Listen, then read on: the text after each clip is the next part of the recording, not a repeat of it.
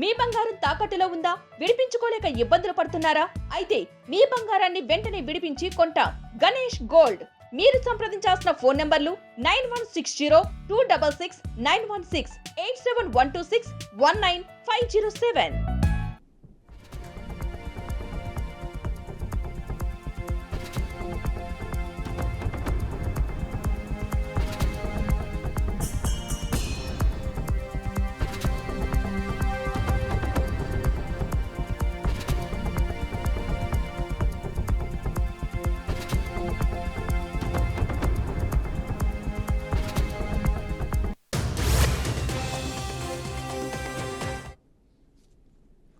Breaking news చూస్తున్నాం. ప్రకాశం జిల్లా ఒంగోలులో మరోసారి ఫ్లెక్సీల రగడ రచ్చకెక్కింది. Deputy CM power star Pawan Kalyan నటించిన తాజా సినిమా హరిహర వీరమల్లు మూవీ ఫ్లెక్సీలను తొలగించారు.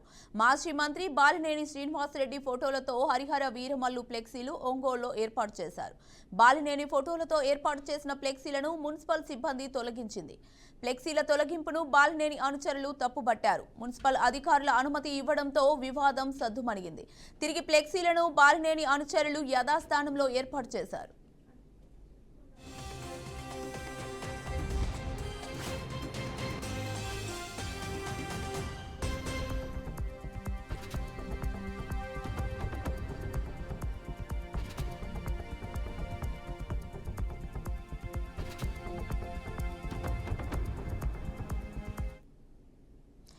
అసెంబ్లీ ఎన్నికల అనంతరం వైసీపీకి రాజీనామా చేసిన బాలినేని శ్రీనివాసరెడ్డి జనసేన అధినేత పవన్ కళ్యాణ్ సమక్షంలో ఆ పార్టీలో చేరారు.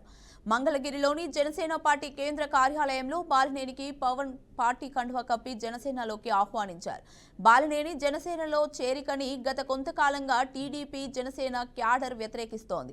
పవన్ కళ్యాణ్ నటించిన Harihara Veeramallu cinema July 24 release కానుంది. ఈ సందర్భంగా తన ఫోటోలతో వీరమల్లు ఫ్లెక్సీలు ఏర్పాటు చేశారు. ఆ ఫ్లెక్సీలను తొలగించగా మున్సిపల్ అధికారుల అనుమతితో తిరిగి యథాస్థానంలో ఏర్పాటు చేశారు.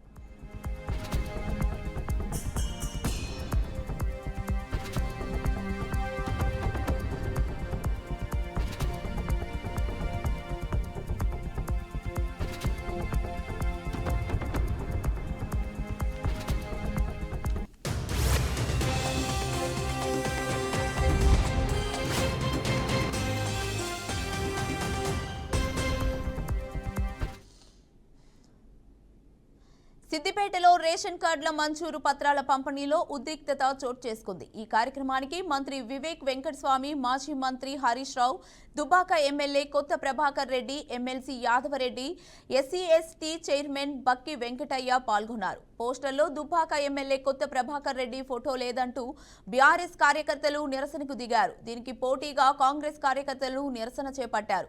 సీఎం డౌన్ డౌన్ అంటూ బీఆర్ఎస్ కార్యకర్తలు నినాదాలు చేశారు. కేసీఆర్, హరీష్ రావు డౌన్ డౌన్ అంటూ కాంగ్రెస్ కార్యకర్తలు నిరసనకు దిగారు.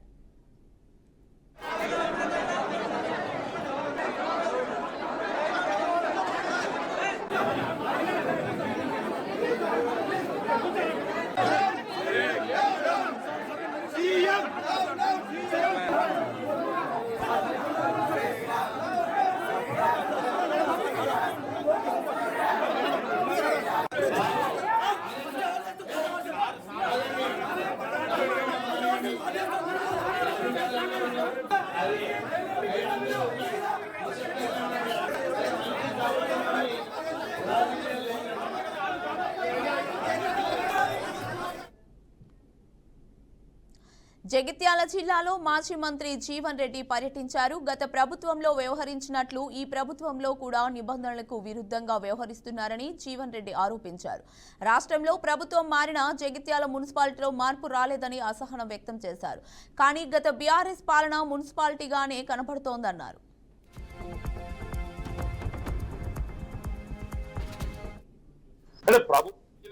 నియమ నిబంధనలకు అనుగుణంగా work agreement, tender formalities, work order తో పని మాత్రమే పనులు చేయడం జరుగుతుంది. అవన్నీ ఏమీ లేకుండా దాదాపు 10 వార్డుల పనులు, ఇవన్నీ మొత్తం డీటెయిల్ తెప్పించి నేను 10 వార్డుల పనులు దొరుకుతున్నాయని చెప్పి అంటున్నా. అంటే రాష్ట్రంలో ప్రభుత్వం మారడంతోనే మున్సిపాలిటీలో కొంత మార్పు వచ్చింది అనుకున్నాను. మళ్ళీ చూస్తుంటే మళ్ళీ గత బీఆర్ఎస్ మున్సిపాలిటీ నడుస్తున్నట్టు కనబడుతుంది మాకైతే. ఇప్పుడు మున్సిపాలిటీ ప్రత్యేక అధికారి జిల్లా కలెక్టర్ గారు మున్సిపాలిటీ ప్రత్యేక అధికారి జిల్లా కలెక్టర్ గారు అధీనంలో ఉన్నటువంటి ఒక మున్సిపాలిటీ ఒక పారదర్శకతతో ఏ విధమైన అవకతవకలకు అవకాశం లేకుండా నియమ నిబంధనలకు అనుగుణంగా పనులు చేపడతామని చెప్పి ఎవరైనా భావిస్తామని చెప్పి అంటున్నా. జిల్లా కలెక్టర్ గారు ఏదైతే ఉన్నదో ఈ suppose to be the monitoring officer. What is happening? Agreement అయినట్టయితే ఆ అగ్రిమెంట్ పేపర్స్ ఏదైతే ఉన్నదో మీడియా ముందు ప్రవేశపెట్టి, అంటే ప్రభుత్వం ఏదైనా కానీ